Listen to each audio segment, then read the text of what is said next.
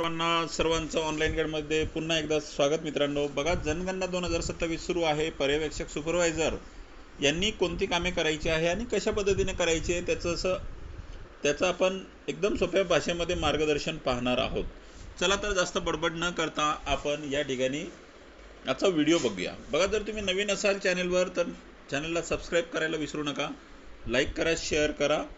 सर्वांना याची गरज आहे, सर्वांना हे शेअर करा। ओके, बघा, प्रगणक या ठिकाणी काम करत आहे। प्रगणकाचं काम झाल्याच्या नंतर जेव्हा तुम्ही डाटा सिंक कराल, जेव्हा प्रगणक डाटा सिंक करेल, डाटा सिंक केल्याच्या नंतर तो सिंक केलेला डाटा पर्यवेक्षकाच्या लॉग इनला येतो। पर्यवेक्षकांचं HLO लॉग इन आहे, त्याच्यामध्ये ते लॉग इन केल्याच्या नंतर बघा सुरुवातीलाच अशा पद्धतीची स्क्रीन दिसेल। त्याच्यामध्ये प्रगणक आणि घर यादी, गट यादी, याच्यामध्ये प्रगणकाचं नाव निवडायचं आहे। बघा, ज्या सुपरवायझरकडे जेवढे प्रगणक दिलेले आहे त्या प्रगणकाची लिस्ट इथे प्रगणक निवडा याच्यामध्ये आहे। तुम्ही त्याला क्लिक केल्याच्या नंतर अशा पद्धतीने ती लिस्ट शो होईल। ठीक आहे, याच्यामध्ये जे प्रगणक असेल त्या प्रगणकाला तुम्हाला क्लिक करायचं आहे। ओके, त्या प्रगणकाला क्लिक केल्याच्या नंतर इथे बघा घर यादी, गट तपशील मिळवा, याला तुम्हाला क्लिक करायचं आहे।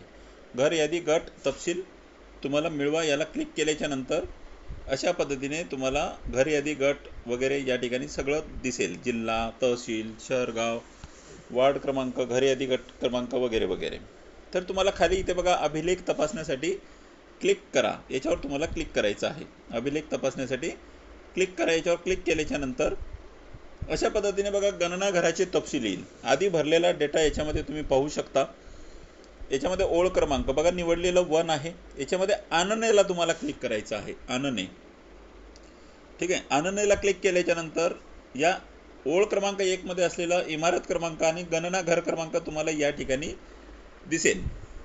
ठीक आहे, आपण समजा 1 निवडलं, तिथे ओळ क्रमांकाला क्लिक केल्याच्या नंतर जेवढ्या ओळी आहेत तुमच्या त्या संपूर्ण ओळी तुम्हाला या ठिकाणी दिसतील। 8, 9, 10, 11, 12 जेवढ्या असतील तेवढ्या, जेवढे तुम्ही भरलेले आहेत आतापर्यंत सिंक केलेले, प्रगणकांनी सिंक केलेले सगळे तिथं तुम्हाला ओळ क्रमांक दिसतील।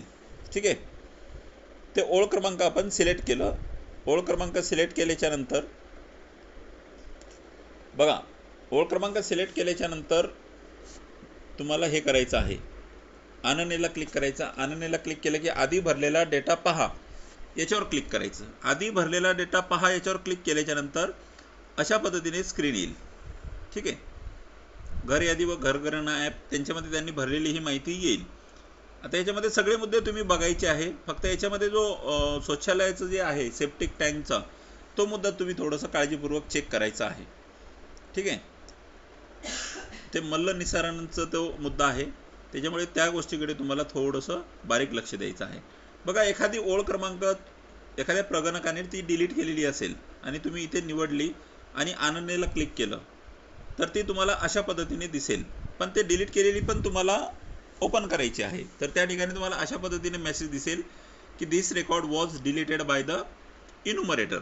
ठीक आहे, पण जे तुम्हाला ही डिटेल दिसेल की नाही, या डिटेलमध्ये तुम्हाला एक गोष्ट करायची आहे, ठीक आहे या गोष्टीला तुम्हाला क्लिक करायचं आहे। तुम्हाला वाटलं की समोरच्या प्रगणकाने तुम्हाला फोन केला पर्यवेक्षकांना की सर माझी माहिती अशा पद्धतीने चुकली आहे आणि मी ती सिंक केली,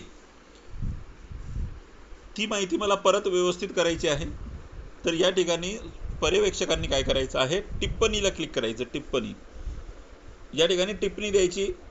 या ओळ क्रमांकाला टिप्पणी दिल्याच्या नंतर मग ते परत प्रगणकाच्या ह्याच्यामध्ये जाईल आणि प्रगणकाने मग त्या ठिकाणाहून ती परत अपडेट करून परत सिंक करून इकडे पाठवायची आहे।